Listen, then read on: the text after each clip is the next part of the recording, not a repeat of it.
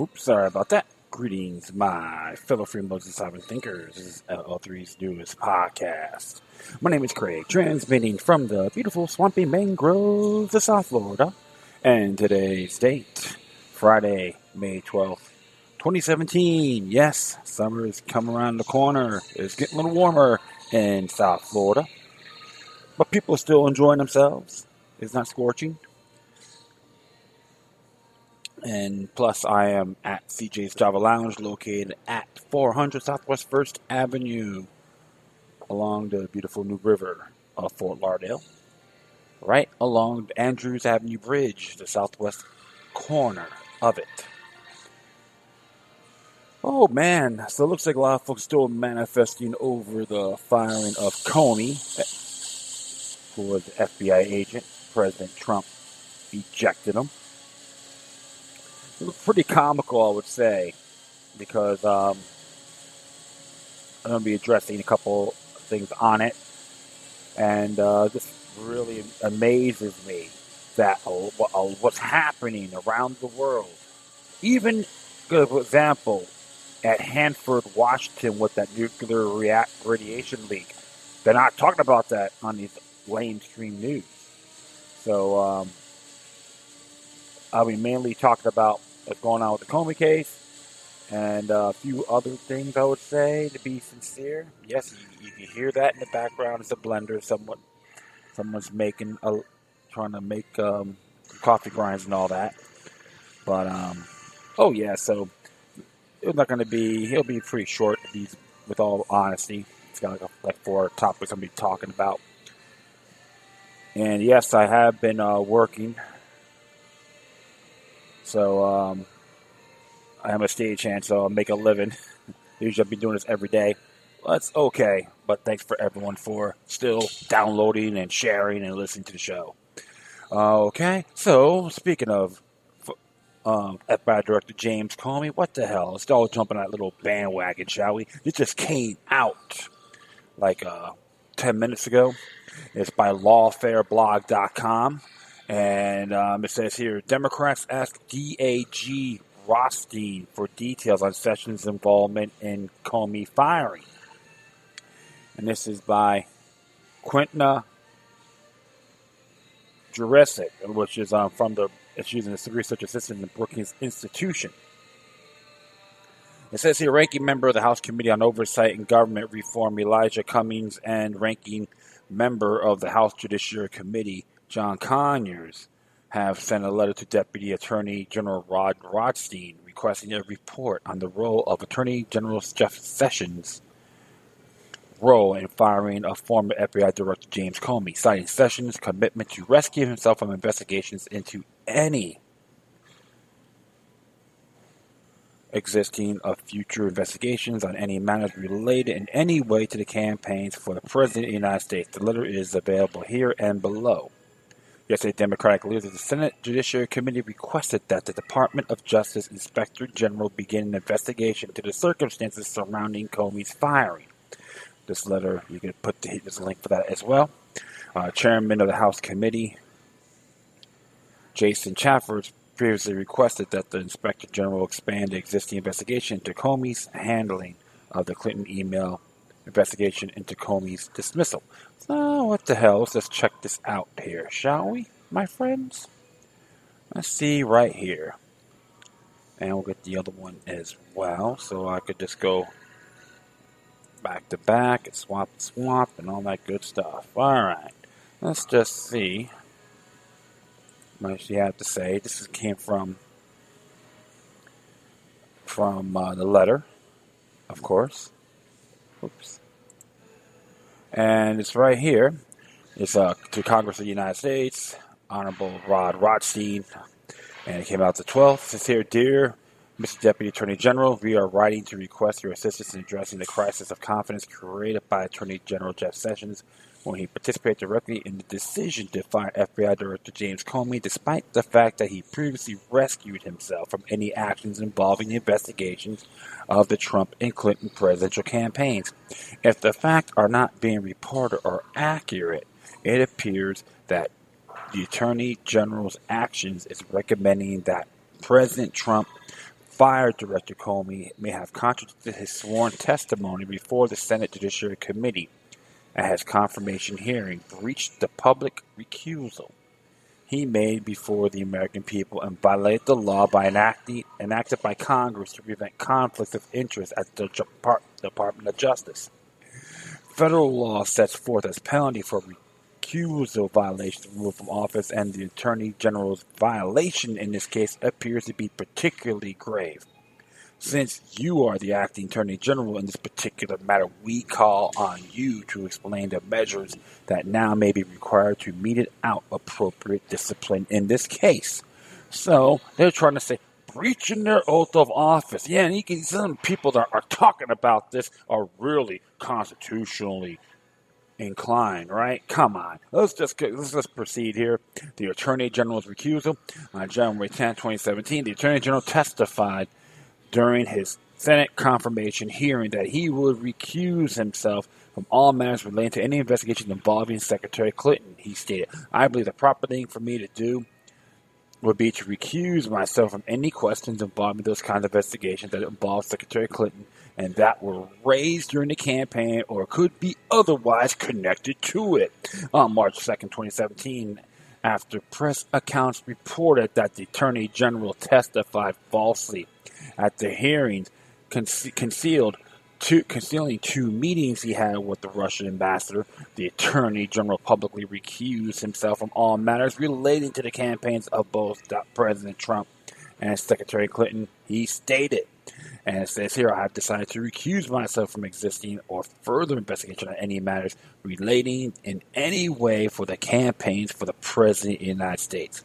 During a press conference that same day, the Attorney General reiterated that he consulted with department ethics officials about his recusal.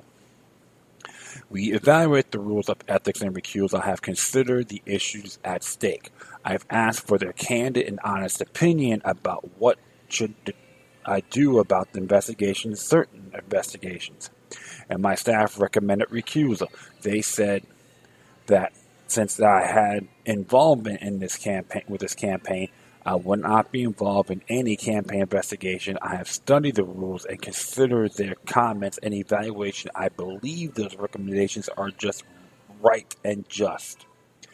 Law governing recusal of violations. Despite the Attorney General's recusal, the documents released this week by the White House demonstrated that the Attorney General participated directly in the decision-making process that led to the President firing Director Comey, purportedly for his actions related to the FBI's investigation of Secretary Clinton. On May 9, 2017, the Attorney General sent a letter to the President recommending that he remove Director Comey for reasons expressed by Deputy Attorney General in the attached memorandum. In your memorandum for the Attorney General, you stated that you discussed Director Comey's actions relating to the Clinton investigation directly with the Attorney General. You wrote, "As I have discussed, however, I cannot defend the Director's handling of the conclusion of the investigation of Secretary Clinton's emails."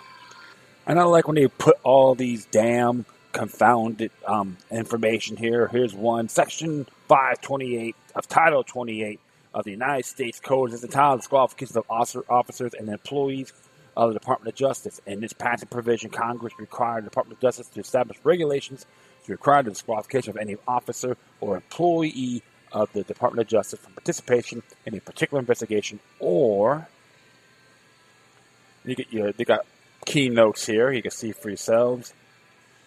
Prosecution of such participation may result in personal, financial, or political conflict of interest or the appearance thereof. According to this law, the penalty for any Justice Department official who violates such a recusal could be termination. The statute states such rules and regulations may provide that a willful violation of any provision thereof shall result in removal from office. In addition, the Attorney General participated in the firing of Director Comey. Reports also now suggest that the Attorney General requested a preview of Director Comey's testimony before the Senate Intelligence Committee in May. In addition, reports indicated that the Attorney General is currently participating in the evaluation of candidates to serve as interim FBI director, who obviously would be responsible for overseeing the pending Russian investigation, which could constitute a recusal violation. Request for report on proposed disciplinary action, documents, and information. Since the Attorney General previously recused himself from these matters, and since he may not sit in judgment on his own failure to comply with the law, we request that you, as the Acting Attorney General in this matter, report to us on steps that must be followed to address this apparent abuse. In addition, we request that you provide answers to the following questions and produce documents requested below by May 22nd, 2017. Did the Attorney General consult with Department ethics official regarding his involvement in the recommendation to fire Comey? Okay, so that's the question. If so, please provide all documents related to that consultation, including any request for advice and any advice provided. 2. Please provide a full description of the role the Attorney General played in the recommendation and decision to fire Director Comey. Please also provide all documents related to the Attorney General's actions in this process, including documents relating to whether the Attorney General or anyone else asked you to review Director Comey's actions. And 3, provide a full description of the role of the Attorney General played or is playing in proposing or evaluating candidates for interim FBI director.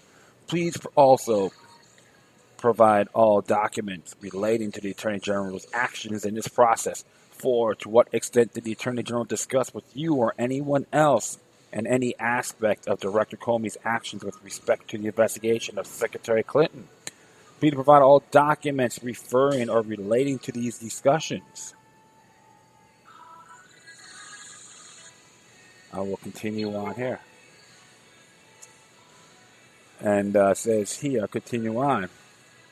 And 5, did the Attorney General ever discuss with you or anyone else in any aspect of Director Comey's actions with respect to the investigation of President Trump's campaign? If so, please explain. Please also provide all documents referring or relating to these discussions. 6, did the Attorney General ever discuss with you or anyone else concerns after Director Comey publicly revealed during testimony before the Senate the existence of the investigation of President Trump's campaign and its ties to Russia? If so, please explain. Please also provide all documents referring or relating to these concerns. 7, did the Attorney General ever discuss with you or anyone else concerns that Director Comey might make additional public statements regarding the FBI's investigation of President Trump's campaign and its ties to Russia? If so, please explain. Please also provide all documents referring or relating to these concerns. 8, did Director Comey ever requested any additional resources, personnel, other increased assistance for the FBI's investigation of President Trump's campaign and its ties to Russia?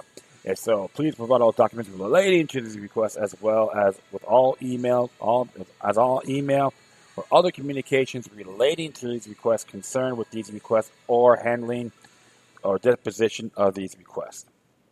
Conclusion. Over the past 48 hours, numerous press accounts have reported that the real reason President Trump fired Director Comey was not because of the handling of the Clinton investigation, but rather because the president was growing increasingly enraged by the accelerating criminal investigation and his own campaign officials and their ties to Russia. These revelations raise more grave concerns about the role the Attorney General played in this process despite his previous recusal. We recognize that the Attorney General's actions have thrust you into a very delicate position, respect to enforcing the law of the land about superior in this case. However, the Attorney General has previously recused himself from these matters, leaving you with solemn obligation to fulfill your responsibilities to the Department of Justice and the nation. Thank you for your service and cooperation with this request. Sincerely, Elijah E. Cummings, Ranking Member, Committee on the Oversight and Government Reform, and John Conyers Jr., Ranking Member, Committee on the Judiciary. Of course, it's been carbon copied to the Honorable Jason Chaffetz, the same group, and Honorable Bob Golay, Chairman. So they want to see how far can this go and if Jeff Sessions has been involved with the firing of Comey. So I'm like, a person like myself, I am not impressed by these idiots by any means.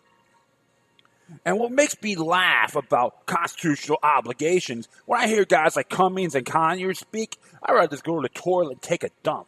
I find that more inspiring. They're just an example about clowns, the ass clowns in parade. All right, so I'm just like, it's ridiculous, okay? Remember I told you before in my past episodes, it's going to be a cloak and dagger extravaganza. Look what's going on. It's nothing new at all, man.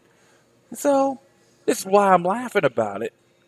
I can't get mad anymore. It's hysterical. But it's okay to have the Attorney General, Loretta Lynch, support Strong Cities Network, right? Yeah. That is awesome. God bless the New World Order, as long as you're a Democrat, and vice versa. See, this is how unidimensional these two individuals are. And it's just a prime example of what goes on in Washington, D.C. However, let's continue on to the next letter that came out yesterday. And, okay, I was going to bring this up. And this is to Michael Horowitz, Inspector General, on May 11th. Dear Inspector General Horowitz, we are writing to ask you that you examine the Justice Department's officials' involvement in President Trump's decision on May 9th to dismiss FBI Director James Comey. We ask that you review the circumstances of any actions related to the dismissal, as well as the Department of Justice recommendation that Director Comey be terminated, to include but not limited to the nature and time of any communications and actions of White House and Justice Department officials, including any efforts to orchestrate the dismissal of the FBI or any indication that stated public justification served as a pretext for dismissing the FBI director for other reasons. The nature of any communications and any actions undertaken as a result of such communications between Director Comey and the offices of the Attorney General and Deputy Attorney General related to this investigation, including drafting and review of congressional testimony, case updates, and requests for additional services. Whether the Attorney General's actions related to the provision of Director Comey or the dismissal of the Director Comey were consistent with his stated recusal from any existing or future investigations on any matter related in any of the campaigns for the President of the United States as announced on March 2nd. So, and it says here, whether the Attorney General, Deputy Attorney General, or other officials in the Justice Department, in the course of their actions related to the dismissal of Director Comey, engage in any misconduct or related in any duty, including the duty set forth in federal regulations for government officials to avoid any conduct that gives the appearance of a violation of law or ethical standard, regardless of whether there is an actual violation of law. On March 2nd, 2017, Attorney General Sessions announced that he had recused himself from matters dealing with the Trump campaign. He specifically stated, "I have now decided to recuse myself from any existing or future investigations of any matter relating in any way to the campaigns for the President of the United States." And it says here, on the second page of 3, on March 20th, 2017, in his testimony before the House Permanent Select Committee on Intelligence, Director Comey confirmed that the FBI was investigating the Russian government's efforts to interfere in the 2016 presidential election, including investigation of the nature of any links between individuals associated with the Trump campaign and the Russian government, and whether there was any coordination between the campaign and Russia's efforts. The FBI director indicated in testimony before the Senate and Judiciary Committee on May 3rd, 2017, that this investigation into Russian interference in the 2016 election was ongoing. On May 9, 2017, Attorney General Sessions wrote to President Trump, stating, "Based on my evaluation, I must recommend that you remove Director James B. Comey Jr., given that the Attorney General Sessions has recused himself from the critical Russia investigation led by Director Comey. It's of great concern that Attorney General Sessions would recommend that Director Comey be fired while the investigation is ongoing. Recusal or disqualification due to conflict of interest from a given matter does not typically mean the recused individual is permitted to make personnel decisions for the lead investigator of such matter.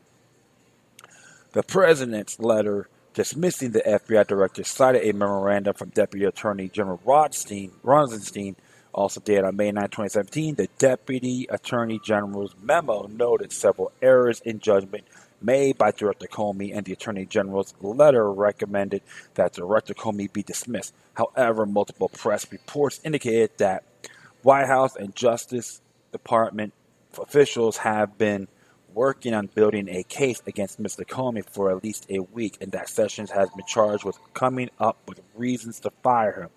It is of great concern that this memo was written only days after Director Comey reportedly asked the Deputy Attorney General for additional funds for the investigation, and just today, President Trump told NBC News, "I was going to fire Comey regardless of the recommendation.